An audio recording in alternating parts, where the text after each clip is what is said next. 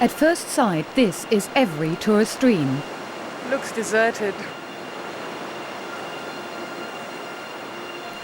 But for Kenya, these empty beaches are a disaster. Last November, suicide bombers, thought to be from an Al-Qaeda cell, blew up an Israeli-owned hotel and killed 14 people. American and British travel companies cancelled their bookings, and many have not returned. The Kenyan tourist industry has become a casualty of terrorism and the war on terror. Mombasa and its beaches form the heart of Kenya's tourist industry. Most people who live here are Muslim, descendants of Arab traders who've used this port for centuries. The city's police have taken to sweeping through poor neighborhoods and imprisoning anyone. They're looking for firearms, illegal immigrants, and above all, terrorists. A lot of people have been rounded up in town this morning, and right in front of me there's a crowd waiting in front of the police station looking for their arrested relatives. The police tactics are causing a public outcry. This police system is very bad. They are very harassment people. They're doing us bad. They're in that window. But Kenya's new government, elected last December, is facing a crisis. Desperate times call for desperate measures. Come, madam, come. Okay. Come, madam. So they're being released now? Yeah, the ladies which are released. You see, they're very poor. You see, they're very poor. They don't have money. Can you help me talk to them? Yes. And let's just find out. Excuse me, madam. People were complaining they had to pay bribes for the police to release their relatives. Si mara ya kwanza. Mara ya pili. So this lady is saying this wasn't even the first time that they took her in and made her stay in jail. It's been the second time.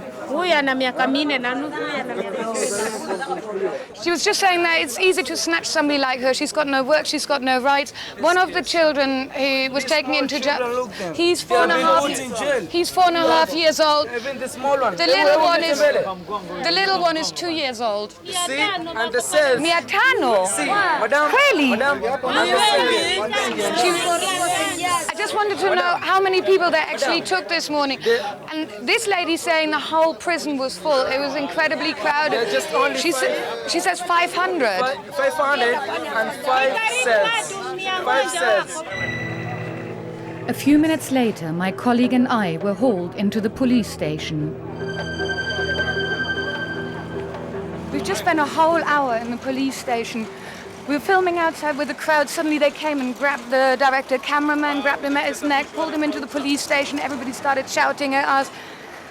Somebody had a big stick and they were saying, "What are you doing here?" And it was a sort of half arrest.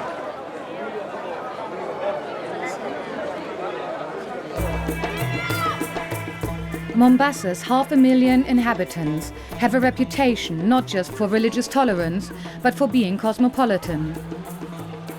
Muslims send their children across the Arabian Sea to be educated in the Middle East. Arabs marry into families here. Al-Qaeda has exploited these ties to plant terrorists in the coastal community.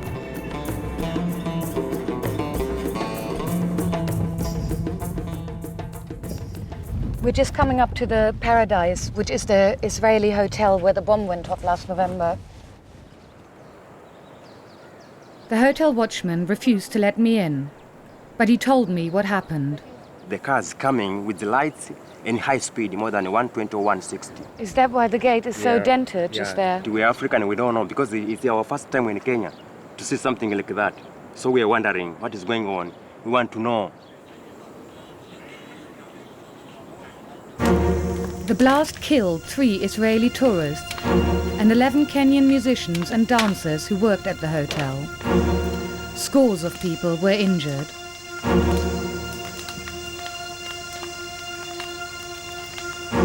What effect has this bomb had on tourism?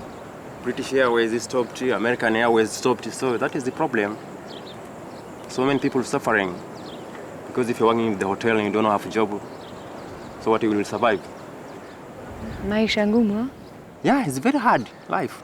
But what shall we do?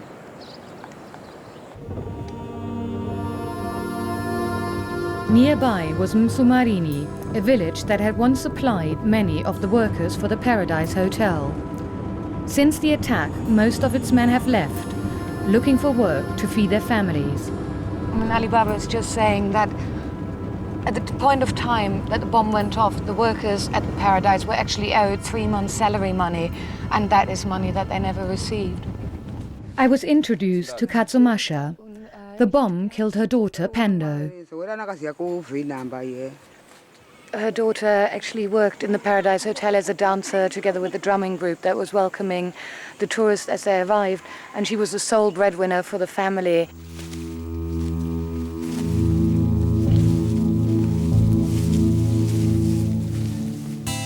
So this is where her daughter is buried. It's all overgrown now. She was a casualty of a war she knew nothing about. Nani unafikiri nani ameweka bomb? Basi hayo amekuwa huko sijui. I just wanted to know who she thinks put the bomb in the Paradise Hotel, and she says she's got absolutely no idea.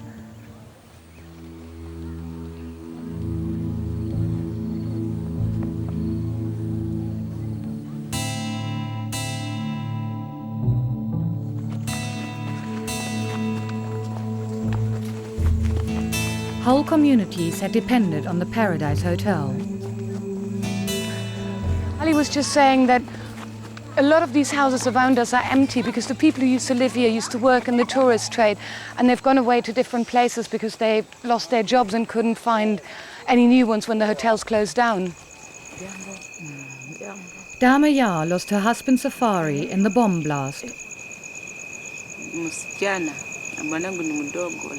She was saying that tourism was such a good thing. Her husband was playing in the performing band in the Paradise Hotel, and they had enough to eat for all the kids.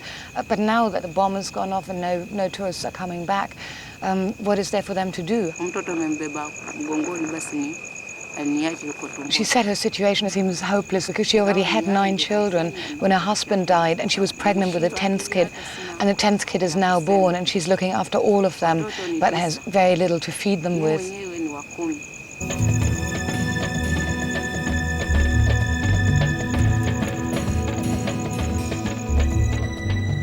The effect of the bomb at the Paradise Hotel goes far beyond the personal tragedies and poverty it's caused in the nearby villages.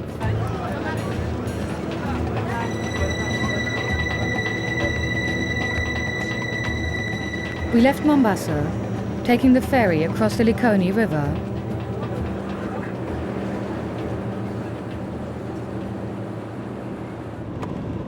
Along the south coast are resort hotels that depend on charter flights from Britain and other European countries. It's your first time? Oh, you're most welcome. Thank you. Yeah, welcome. In May, America banned all its flights to Kenya. The British did the same. They felt the Kenyans weren't doing enough to protect tourists, and they feared further attacks. After Bali, they weren't taking any chances. For the 500,000 workers who depend on tourism, the results have been catastrophic. Not exactly busy. We took a stroll along the beach. The only people we met were some out-of-work acrobats. Now, all these jobs that you never think about when you think of the tourist industry. What do people do to survive if they can't work in the tourist industry? What other work is there? Yeah, normal the jobless people, yeah. If there's no tourists, so we close down our acrobatic show and just hanging to the village.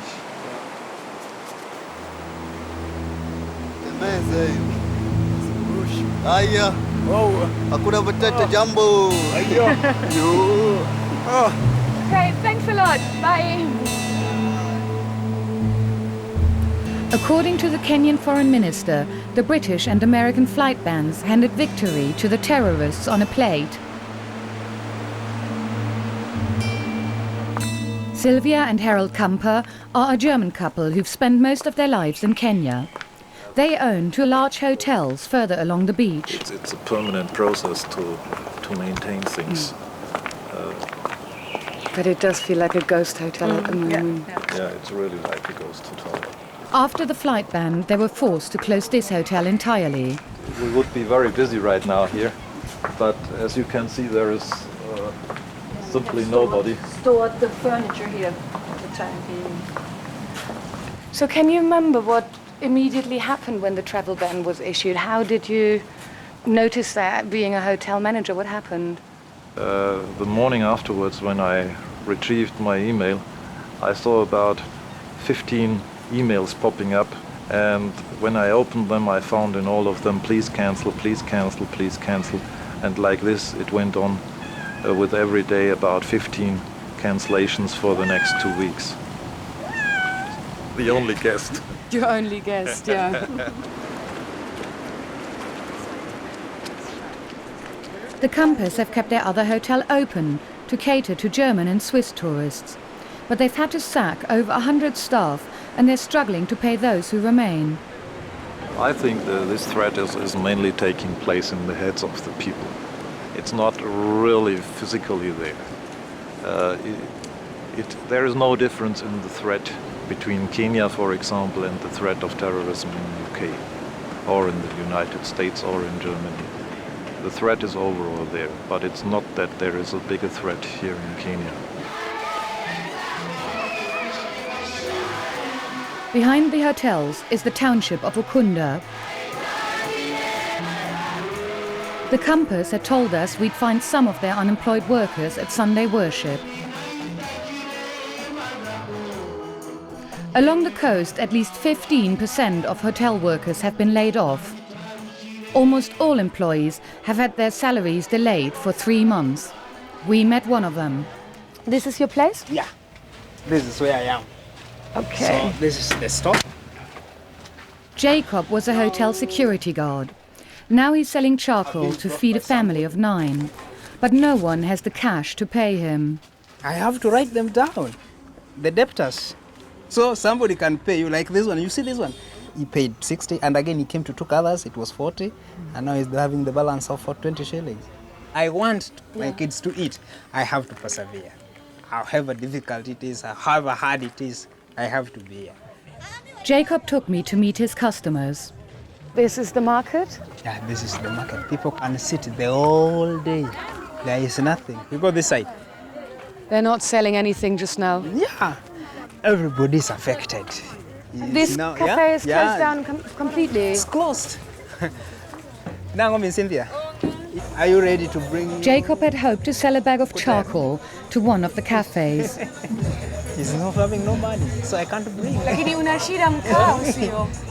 So you need charcoal, okay? Because so of the business. He does need charcoal, he's saying, but he can't pay for it at the moment because the business in his cafe isn't very good.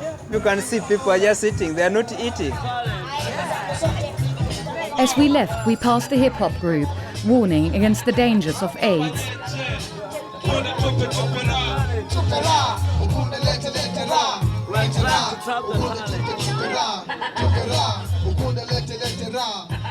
The German charity funding the concert is concerned that economic collapse has led to an increase in prostitution.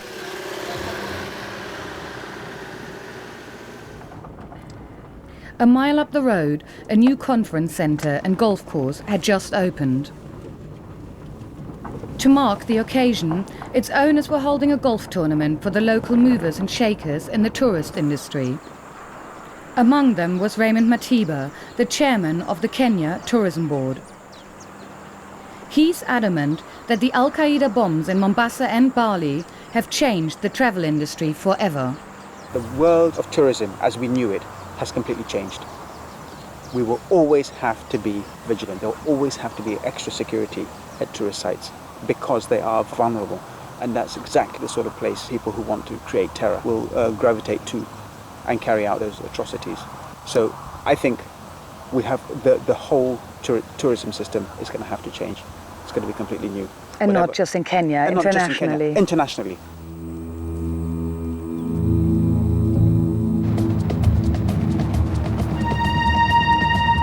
Suddenly, news broke that further along the coast, 4 hotels were on fire. We wondered whether terrorists had struck again. You can really start smelling the smoke. Okay. At first, they wouldn't let us into the complex. Then they relented. It was spectacular, but it wasn't terrorism. The newspaper speculated that the blaze had been started by hotel workers who'd lost their jobs.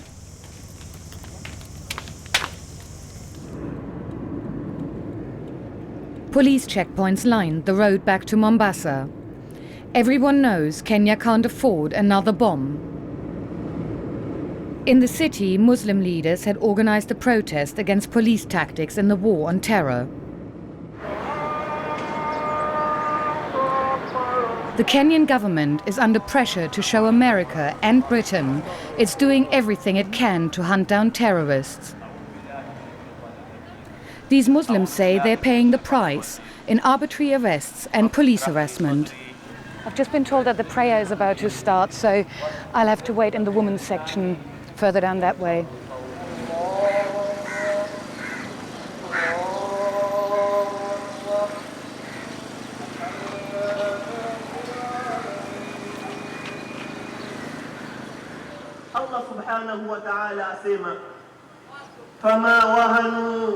After the prayers came the speeches. This speaker talked of a clash of civilizations between Islam and the West. We're called terrorists, so we can be targeted, he said. We must take a stand. Ni kanuni iliyopitishwa Amerika ya US Patriotic Act.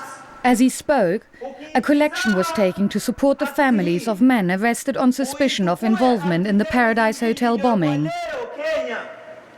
Ni mapacha wanaofanana sura na kimo na umbo kwa kila sura yake.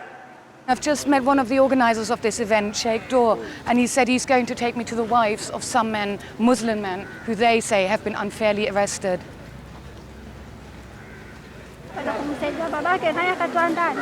Only one of the wives agreed to an interview. Husna was just saying that she's actually the wife of somebody who's been arrested by the government. She says they took him, there are no witnesses, there are no circumstances that anybody can understand that have led to this arrest. She says she's had a very hard time since there's been no money coming in. Her children aren't going to school because they can't afford the school fees. And she says this whole thing is a huge injustice against which she can't do anything. Then her cousin intervened. They're really blaming the Kenyan government for unfair treatment. They're saying the husbands were arrested on suspicions and then had to be released because that didn't stand up in front of court. And then immediately after the release, they were re-arrested and are now charged on charges of terrorism. And they've gone to Nairobi, tried to see them, but since they've been arrested for the second time, they've had no access to their husbands at all. They'd been angered at Al-Qaeda for sparking the situation, but it was now being eclipsed by outrage at the government's tactics. You see, so we cried, we expressed our views, nothing happened. Yes. Those people came here, foreigners, they came to bomb Paradise and then they are blaming us. Why? That's a question Muslims in Kenya ask all the time.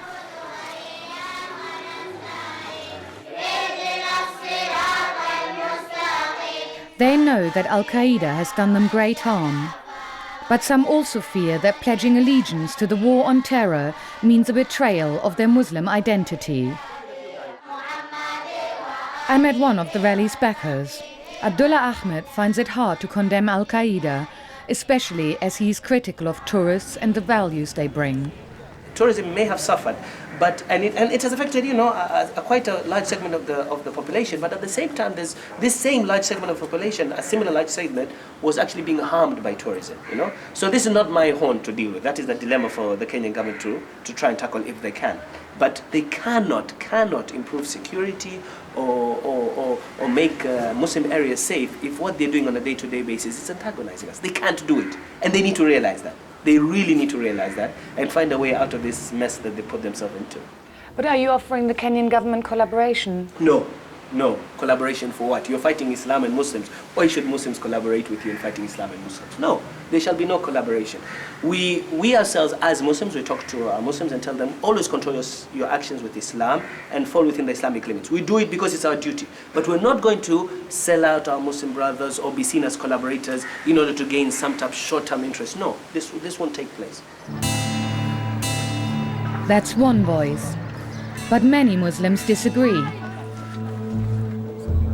Each night, as tourists enter the Old Town in Mombasa, a group of Muslims meet beneath its walls. They are from Kisheso, a volunteer group drawn from all walks of life that polices the Old Town. They see tourism as vital to their community and fear the damage terrorism can do to it. Some of our boys are not here with us. They happen to be undercover, and they will never come up and declare themselves as part of our group. So in case an incident took place, there will be somebody somewhere who will see something, and they can immediately come to the boss and report and say exactly who is the culprit.